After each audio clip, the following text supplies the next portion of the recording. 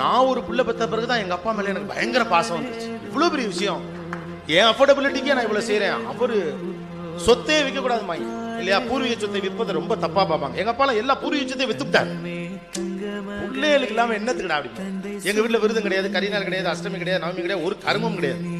ஹாஸ்டல்ல படிக்கிற புள்ள வர்ற அன்னைக்கு கறி சோறு இதுமான கரிநாளா போடி அப்படின்றாரு. சாமியே பிள்ளைக்கு அப்புறம் தான். அந்த லெவல் தான் அப்பா லெவல். வீட்டு வாசலில் கிடக்கிற செருப்பில் சொல்ல முடியும் எது தந்தையினுடையது எது மகனுடையது என்று. அருந்து கிடக்கிற செருப்பில் ஊக்கு குத்திக்கிட்டு பிள்ளைக்கு ஷூ வாங்கி கொடுக்கிற மனசுக்கு முன்னால என்ன சார் நாமெல்லாம் ஒண்ணுமே கிடையாது. அருந்து போன செருப்பை தச்சு தச்சு போடுறான் அப்பங்காரு. மாசம் கை நிறைய சொலையா சம்பளம் வாங்குறப்பையும் கூட ஆசையாக 100 ரூபாய்க்கு சாப்பிட மனசு வராத அப்பாக்களின் மனசு அற்புதமான மனசு. தீவாய் போகிறோம் தந்தையவனின் பாசத்தை எங்கே காண்கிறோம். நமக்கெனவே வந்த நண்பன் தந்தை.